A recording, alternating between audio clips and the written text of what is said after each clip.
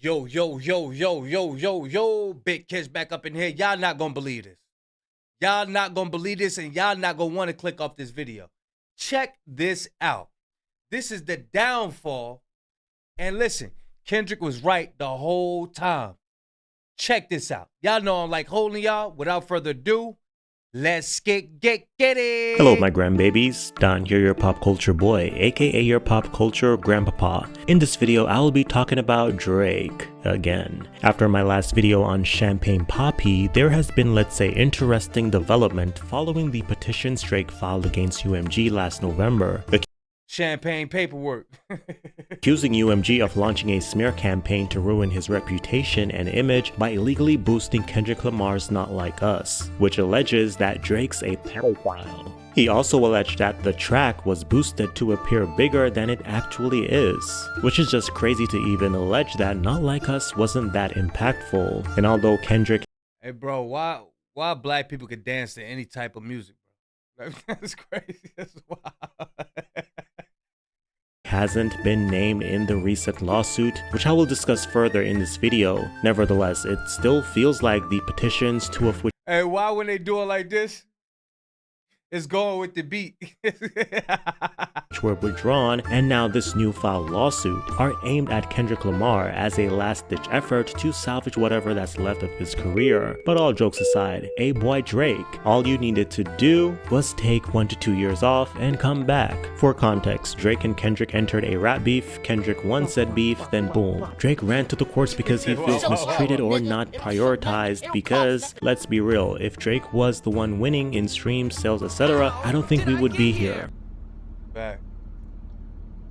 I just want to be appreciated. So for this video, let's talk about Drake and how his downfall is like a crash course in how to self-sabotage, and how this all could have been avoided had he not entered this beef in the first place. I am Donnie Pop Culture Boy, let's get into it. Catastrophic. Rap beefs. One of the most cathartic confrontational events to take place in the space of rap. Two are more titans unleashing an unfathomable onslaught upon each other when there's no other option but to pick up a mic as a means to defend themselves. And when everything they stand for is finally put to the test, in the end, only one will prevail with glory while being glanced upon in a crown by their opponent. Not all rap feuds exist in the lyrical realm only, but in most cases that's how they come into fruition. Rap beefs can take different shapes as well. Take the beef 50 Cent and Kanye had in 2007. That was more of a commercial beef that was more about projecting the culture in a positive light. That year the rappers had a friendly competition releasing their albums on the same day, going head to head for the #1 album in the United States, and whose album would sell the most copies. It was a glorious PR move in hip-hop. One that turned heads without the insertion of violence, a factor that is typically infused into the genre, allowing the genre to be seen in a different light. This also took place when only a year prior rappers like Nas spearheaded the Hip Hop is Dead movement. But as we all know, hip hop only went up from that point. Based on Drake's lawsuit, it expressed the rapper's main gripe with Kendrick Lamar's Not Like Us is that he was labeled a pedophile by Kendrick, and while being called something as disgusting as that in a diss track, what still stands is that it's a diss track. Mind you, Drake was the first to get personal, dragging Kendrick's wife into the beef on Family Matters, accusing Kendrick of domestic violence. And He don't talk about nothing that he did in that lawsuit paperwork.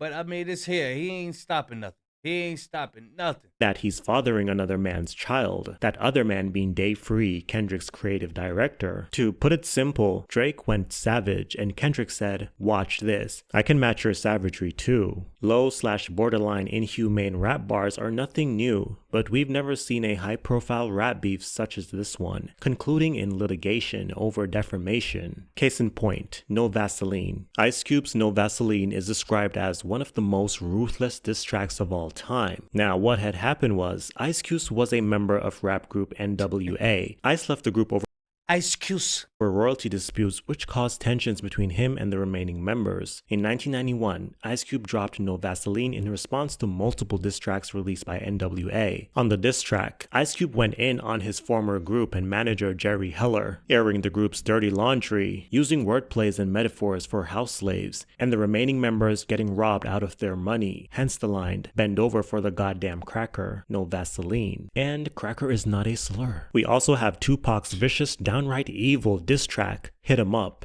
aimed at his rival Biggie Smalls and the entire Bad Boy in general. On the track, he said he slept with Biggie's wife, he called Lil' Kim ugly. I can't even mention 90% of the things he said on the track. And I know most people are saying their beef turned deadly, but we really don't know, as their deaths is shrouded in conspiracy. We really don't know if their deaths were connected with their beef to this day. Moreover, no one sued each other. During Eminem and Machine Gun Kelly's beef, there was no lawsuit. Or look at Nas and Jay-Z's beef. A lot of people declared Nas the winner of that beef, and Jay didn't sue Nas. Even Nicki Minaj and Cardi B, their beef was... Somebody else made these exact points. Was it deleted or was it Rapaholics? I be reacting to so many videos. Somebody's making these exact points. Even when it come down to the females, they didn't even sue. Nicki Minaj with Remy Ma. Not Remy Ma, but Meg Thee Stallion. They wasn't suing each other. Nobody was suing. But Drake, this is wild. Hardly lyrical in my opinion, as Cardi B went off on Nicki on social media, while Nicki Minaj fired back on her Queen radio. They made a lot of damaging remarks, and nobody sued. Matter of fact, Cardi B wanted to throw hands on that ass instead. Lots of artists have spoken out against the music industry, or went to war with the music business. But unlike Drake, they never did it at the expense of other artists. This lawsuit is not about the artist who created Not Like Us. This is going down in history. Seriously. It is instead entirely about UMG. The lawsuit expressed, but if that's the case, why use Not Like Us as the fuel for the suit? The track that cost Drake the beef, or his reputation? Why mention a song that is performed by your rival? In my opinion, this might just be a PR move to sort of show the public that he's not a pedophile, allegedly. This is not about protecting artists, but all about Drake's ego, allegedly. In the lawsuit, he also alleges that UMG boosted Not Like Us streams illegally in an effort to renew his contract with them at a lower rate. So everything in this lawsuit is aimed at Kendrick, in my opinion. As I said, it's literally the driving force behind this lawsuit. Meanwhile, other artists such as Carrie Hilson, Billie Eilish, Michael Jackson, and many others went against the music business. That's his that's the ammo that the OV hoes got now. That's the ammo that Drake's Glazers have now. Well, he's not suing Kendrick directly, so he's good. No. Just like he said, that's the driving force. Not Like Us is the driving force. So indirectly, yes, he is. I know he's not suing him directly, but you know what I'm saying? It's like he's in there. Everything the reactors react to it's Kendrick stuff. It's in there. So I mean, that's defamation right there. Yeah. Their own expense. In the 2000s, Michael Jackson was very vocal about his experience with Sony. In July 2002, at Al Sharpton's National Action Network in Harlem, Michael Jackson called the Sony music chairman, Tommy Mottola, a racist and very, very devilish, and accused him of exploiting black artists for his own gain. He also alleged that Mottola called Irv Gotti a fat nigger. It's been, the record companies really do conspire against their artists. They steal, they cheat, they do whatever they can, especially the black artists. Now let me say this. Sony, Tommy Mottola. Tommy Mottola is the president of the record division. He is a mean, he's a racist, and he's very, very devilish. All of this transpired after the release of Michael's 2001 album. You think Mike about to spaz out? And I'm gonna have to talk to him. Invincible, which underperformed to the label's standards. and cost a reported $30 million to make. Michael blamed the underperformance on poor promotion by Sony. It's believed that Michael Jackson wanted to end his contract with Sony Music. This was expressed to Tommy Mottola, and in retaliation, all events for Michael's Invincible album was cancelled 2 months before the album came out. Now, whether this was an isolated Michael Jackson problem or not, another artist was not used as the catalyst, as the driving force in his campaign against Sony. For the most part, it was all about him, and that's all he needed. Companies felt otherwise, and they would always hold this contract up and say, well, you signed it. And I say, well, I understand that. It's not like I want to leave. I just want to, talk about this thing and see if we can't make it more fair. Of course, they wouldn't change, because if they changed, they wouldn't really exist. And that's kind of the situation we're in right today. They're not going to exist much longer. Before artists blasting the recording industry for not being compensated for their work fairly was all the rave, there was Prince. Prince was ahead of his time, speaking out in the favor of artists owning their masters and really reaping the fruits. Man, they used to get over on these groups. It was a group. What was that group? I think they did TLC like this too. It's like they went on tour, they went on shows, they went to different countries.